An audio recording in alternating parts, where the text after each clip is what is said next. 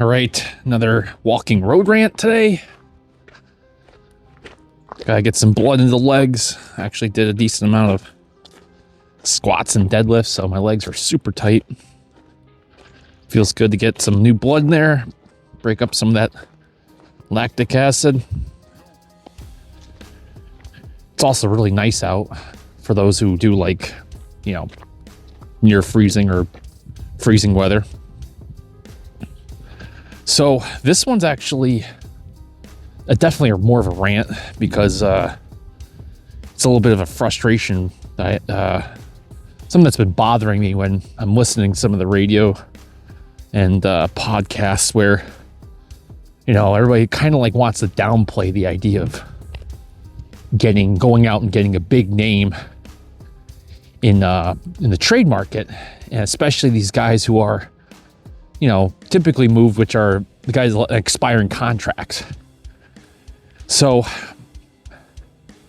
the one I keep going to, and I think a lot of people, this is where I hear that, scenario or discussion or talking points around, which is, Trey Hendrickson. And it's like, and I'll say this is not just like random people. These are insiders that should know the dynamics of how this would go down in terms of the scenario. Pretty much probably know the value of what teams are asking for. They have insider information there because they have connections with the agents. They also know what the agents are probably looking for these players when they're looking for their next contract after this season and free agency. So these are people that have, again, they're insiders. And they seem to be downplaying the situation for the Patriots. And sometimes you'll hear them discussions of other players and it's like, oh man, maybe they'll go after them. And so it's very interesting where they want, like, when they're talking about the Patriots, they're downplaying it as rentals. We don't want to go out and spend, give up draft capital for rentals. And I mean, that technically, like rental's not an NFL term, right? It's not like it's a actual something that's in a contract or, part of the deal. I mean, even though that's just what, you want to give that distinction to the player who's coming in, again, on an expiring contract for only half a season at this point, right? So what that makes you think is, like a rental, you go rent something, you give somebody cash for something you don't have or you want to use, and you give it back, and essentially it's all value lost because, at least you did something with whatever you're renting, but at the same time, you have to give it back, get nothing in return, etc. This is my problem with the Trey Hendrickson, which is it's not really truly going to be a rental if you go out and get him. Now, we know the Patriots were in on him. So that people downplaying, the idea, it's, oh, you don't want to do the rental thing. Well, the Patriots wanted to get him when apparently, we don't know this. Multiple sources, I guess you would say, saying that the Patriots did call on him when he was doing his little hold-in thing when he wasn't getting his money this offseason or preseason. And sorry for the noise. And so we know there was some interest there. People were speculating it was a second-round pick, which Trey Hendrickson, beginning of the year, second-round pick, maybe. The Bengals have used a decent amount of their draft capital on edge players. And, just got Shamar Stewart for, first-round pick. They're notoriously cheap franchise. So I could see why the Patriots might have thought they might be able to get him for like a second. And it didn't work out, right? And he limped him along. They gave him one little extension there. Bumped him up a little bit, right? But, yeah, it wasn't even an extension. It's like a bump, right? But still, his contract's expiring in 2025. Or going into 2026 offseason. And that second-round pick right now, let's get into the meat of this, I guess. Which is, I guess the scenario would be the Patriots trade right now their 2026 second-round pick to acquire Trey Hendrickson right now for the second half of the season. he plays the 2020, the rest of the season with the Patriots. His contract will expire at the end of the year, making him a free agent in March of 2026. The Patriots could re-sign him, right? But if he doesn't, signs elsewhere in 2026, and it would be a massive deal, right? Besides maybe like if someone wants to give Daniel Jones, we have to assume Trey Hendrickson's going to be the top of the market, DN, but also pretty much the top 5, if not number 1, free agent to sign next offseason. I mean, who else would be in there? Maybe Pickens? I don't know what he would get. I mean, we'd have to assume, and Jerry might actually re-sign him. So you would get probably a compensatory pick or a comp pick for Trey Hendrickson, right? And they would be eligible because you're trading for his contract. So you would get the rights to him. So that would be, in most cases, a 2027. Oh, it would be a 2027 draft pick. So you'd be trading for a second. You get 2020 for your second in 2026, and you'd get a 2027 comp pick. Now, the top comp picks are typically, or I should say always, I don't know if sometimes you get like some like exclusive comp picks thrown in there for like coaches and staff, and sometimes, but I forget what they call that designation. But the top players are usually 3rd round picks. And they're like late 90s. I want to say like 95, 96. Yeah, that's all. That makes sense. So yeah, late 90s, early 100s. 3rd round draft picks.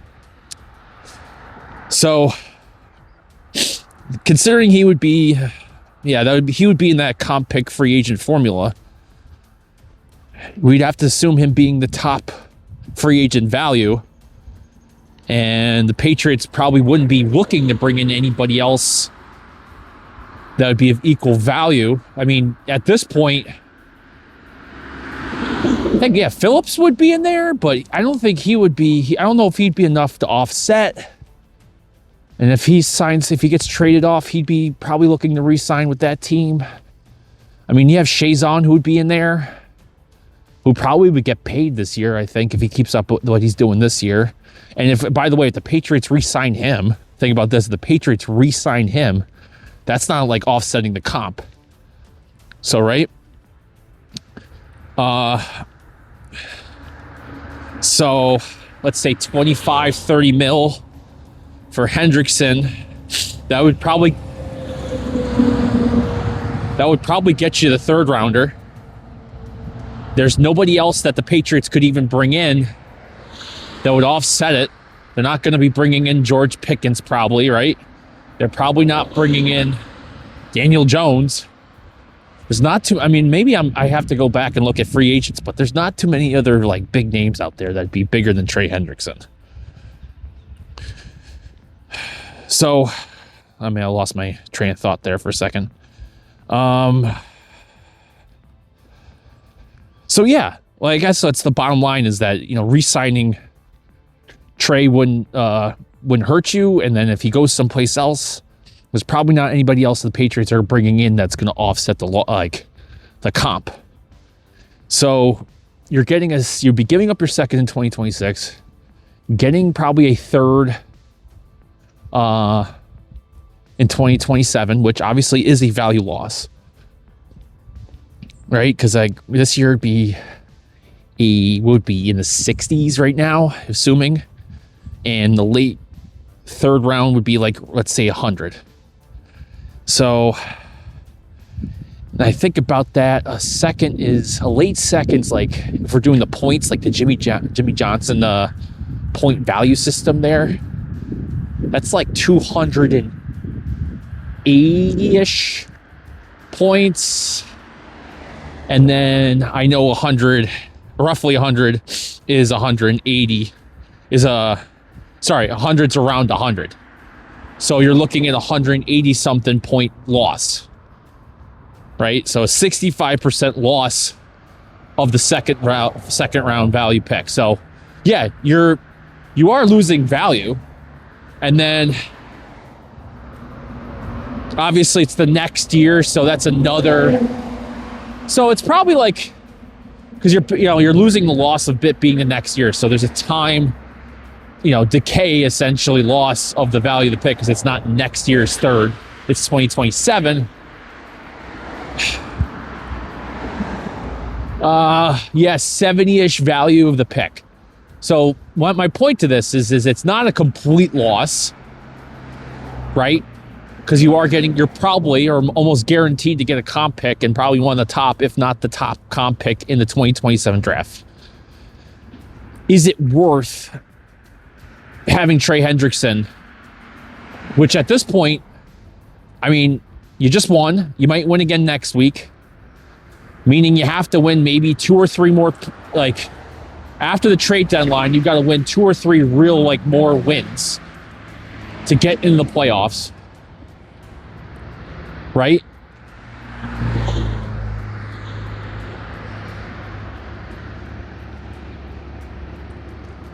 So, is it worth bringing in a big free agent like Trey Hendrickson for a legitimate, run in the playoffs? I don't know. I think so. But I guess my point to this is that sometimes, like, you're going to hear, it's like trying to set up a narrative so the fan base doesn't get irritated about not making a move for a guy like Trey Hendrickson. But it's not a complete, because the thing is like, you're in the rebuild, you don't want to give up that draft pick. It's like, yeah, I understand. I don't want to live. If I'm giving up a second round, like a top 50 pick, where you could sit there and you're within striking distance of, like, coming out of day one, and there's like a few guys, and you're like, man, let's just make that move. We're going from like 50s, we'll go up in there to like the late 30s. We can do that. Or say you're like, again, like you're like 40s, you're picking 40 something, and you're like, yeah, we can go up and get our guy, make a move, it won't cost that much. But if you're picking in the 60s at this point, I mean, what are we talking about? Like we're losing a 60 pick 60, which still would be a decent, maybe you could probably this year looking at maybe a good safety, a decent linebacker, probably maybe a good guard or right tackle this year, way that's setting things up, maybe get a center. Yeah, that's true. And that might like set back the rebuild a little bit, but are we gonna like talk about rebuild where is it worth I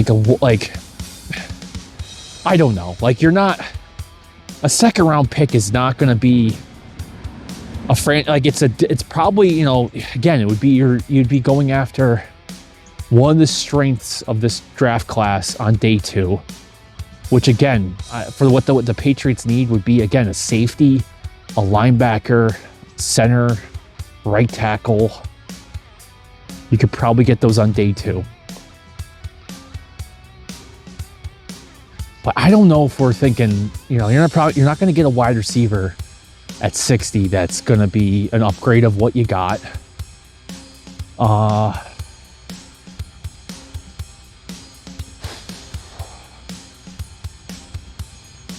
Running back, maybe you're thinking you can get a Jonah Coleman or a Singleton at Justice Haynes might be in there, and that's about it.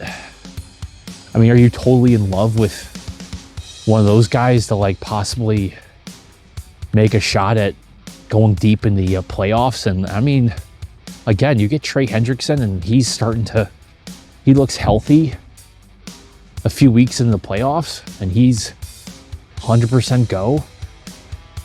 And then, I mean, I again, let's talk about the AFC. I have to put these, it's all these things, which is the value lost. Like, what is the value of all of a sudden hosting a home game in the playoffs? Like, that's powerful. and all of a sudden you might be number 1 seed going in. What team in the AFC is like, has the potential of actually winning out most of their games, being the number 1 seed, I'm telling you guys, with the Kraft is pushing for getting things back in Foxborough. And not only that, but like, the guy wants to be in the NFL Hall of Fame. He should be, right? But this would be he went out, made the wrong move with Mayo, but he kept to his word. So that could be, you can talk about that. That was in the contract. He stuck with the contract. Got rid of the guy. Knew Vrabel was out there. Went and got his guy. Did whatever it took to get him here. Allowing Vrabel to come in with some of his guys, if not all the guys. I don't know how that went, but you know what I'm saying? Like, there's that. And, he's probably saying like, hey, what's it going to take here? They have cap space to sign him next year, so it wouldn't be the idea of being a totally 1-year rental might not be true. Now he's here, Trey Hendrickson or something. Again, it doesn't have to always be Trey Hendrickson, but like signing these ideas of signing one of these guys, trading for one of these guys, and it being entirely like a value lost is total bullcrap.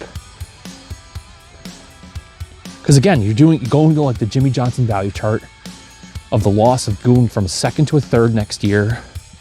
It's 180 something points that we're going to go with. And again, like a 25, 35%, usually that's what it is for the next year. So usually value loss, so it's like a 4th rounder. I don't know. And here's the other thing, which, I look around for next year. I'm looking at the guys that could be in next year's draft class. This draft class is solid, but where it is strong is, the highest value position that has depth at is obviously quarterback. But the next thing is not corner. It's not wide receiver. Tackles are strong, but it's mostly right tackles. Nothing against right tackles, but I'm just saying, like, there's one left tackle that I would say is worth a 1st-round pick, and that's Caden Proctor. And I'm telling you, I think the modern NFL right now, the way that guy moves and how big he is, I'd move him in a guard anyway. The best tackle in the draft is Fano, who could actually play left, but he's right at Utah. Now, his partner in crime, Lomu, is a left tackle.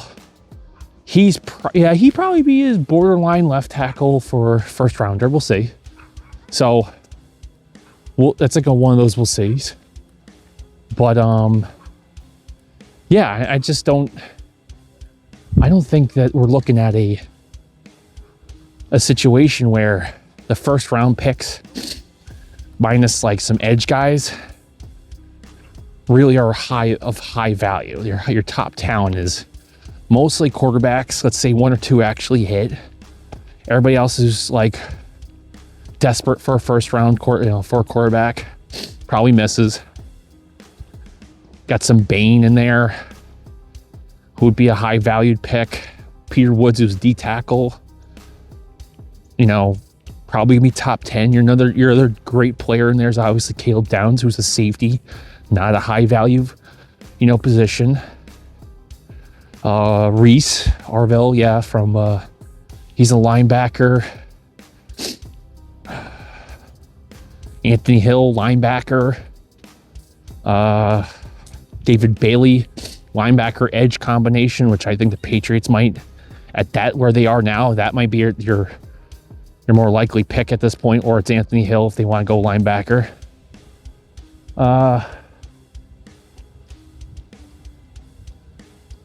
Yeah, it's I guess sorry for this ranty kind of like I'm going through some things at the moment, but I guess the point is I'm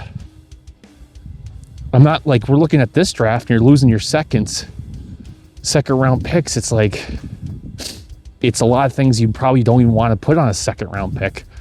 Like, you want to be picking up your running backs, your linebackers, your safeties kind of in your third, fourth round.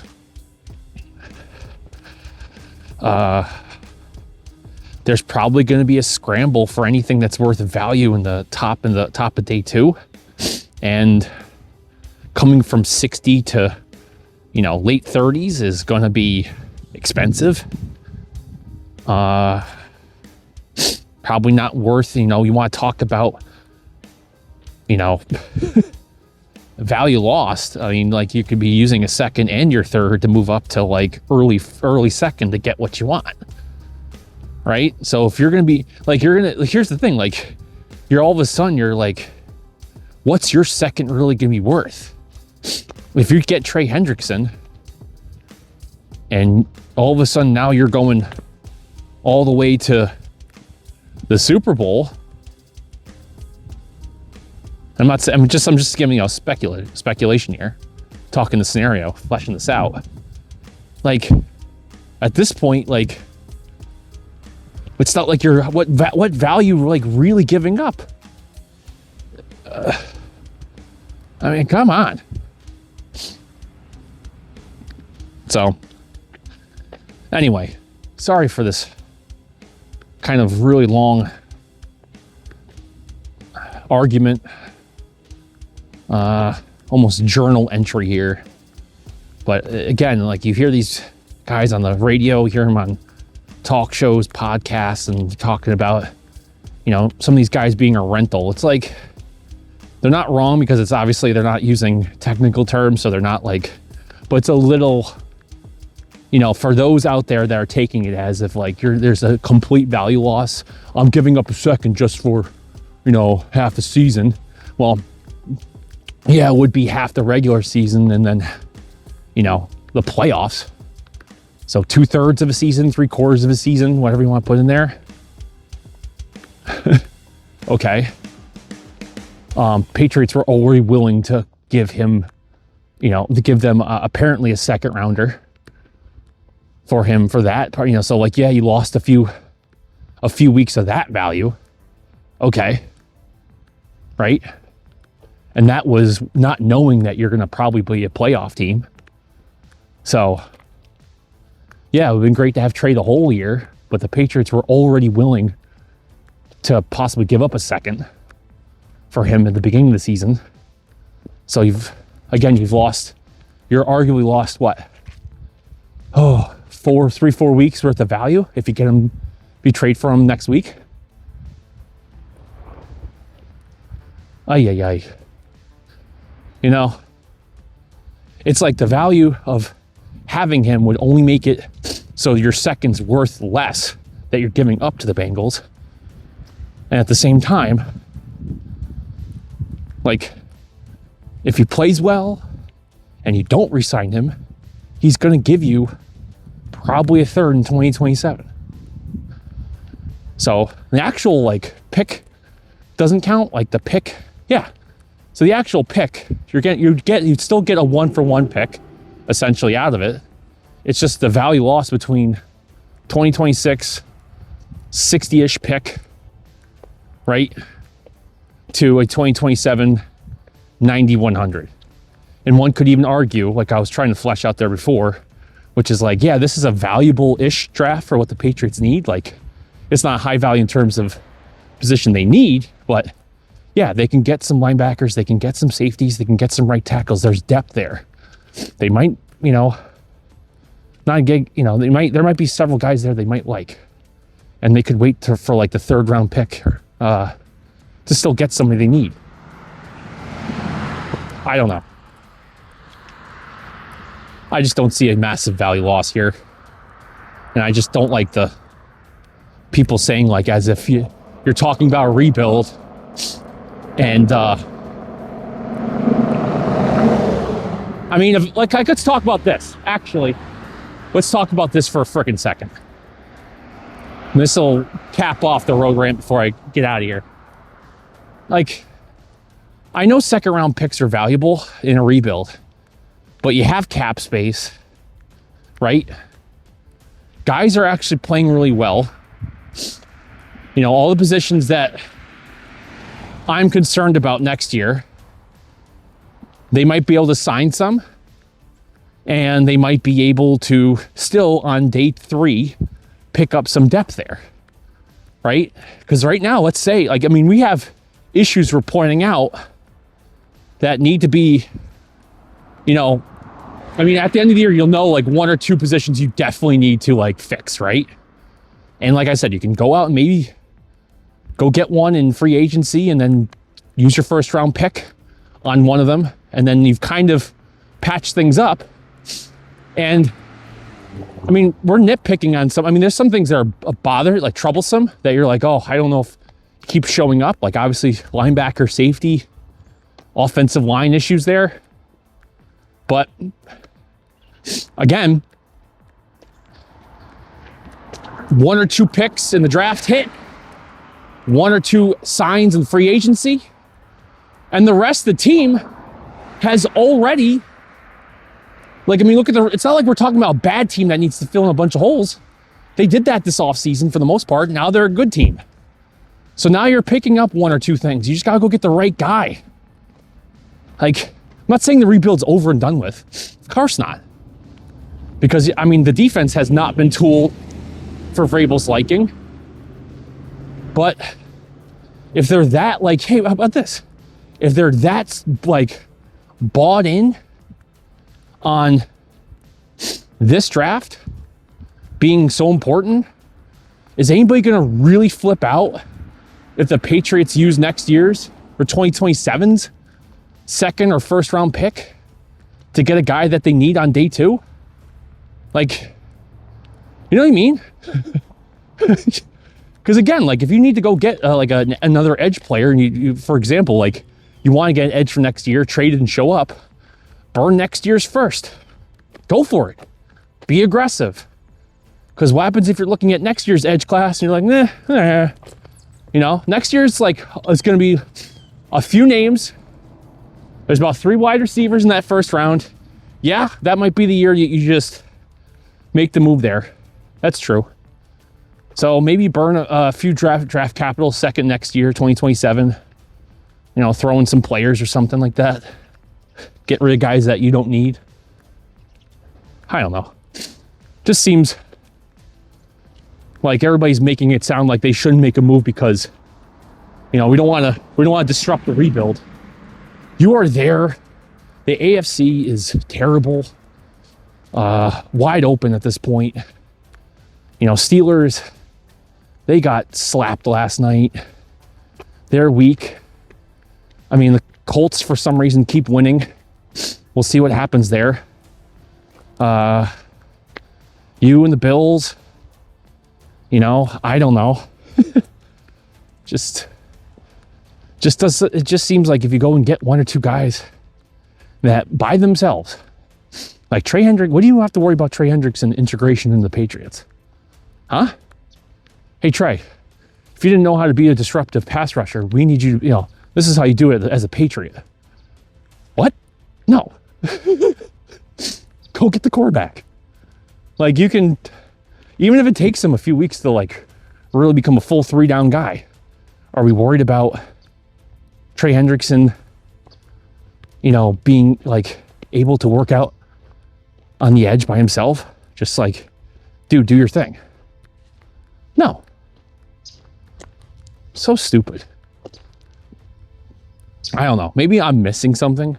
If there's some mechanic in there that I'm unaware of, but there's plenty of examples of teams who do go trade for the contract, and therefore the player, if his contract if you don't re-sign him, he signs elsewhere, you get the comp pick.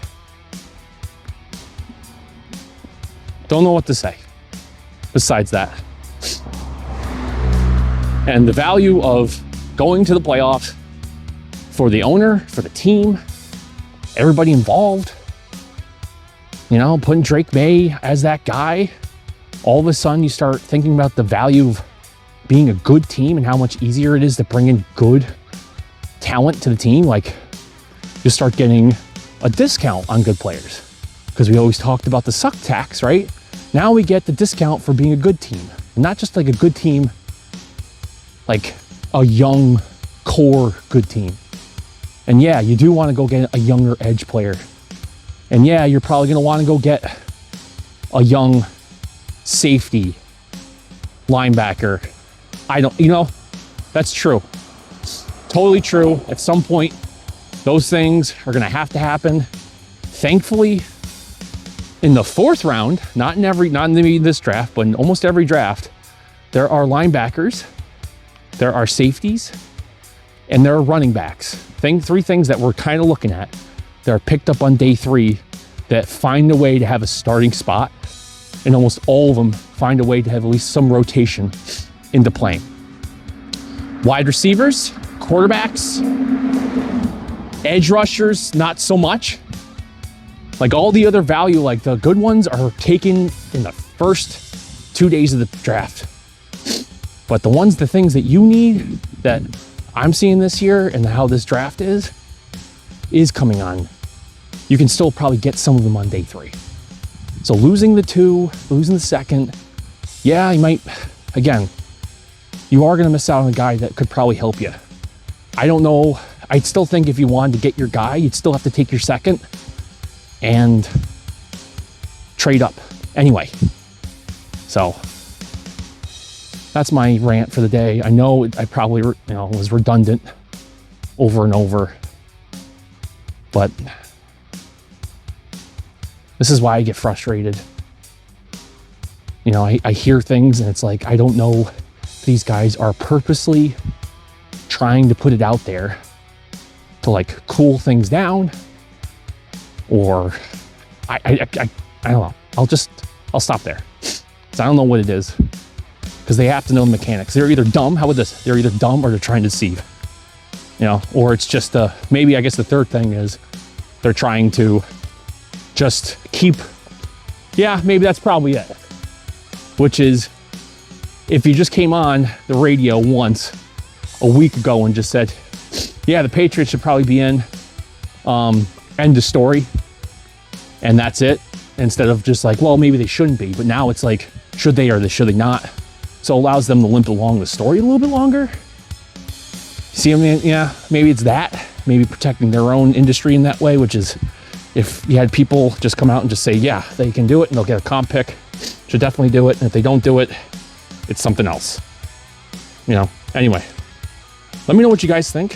If you guys like this content, please like and subscribe. And as always, thanks for watching.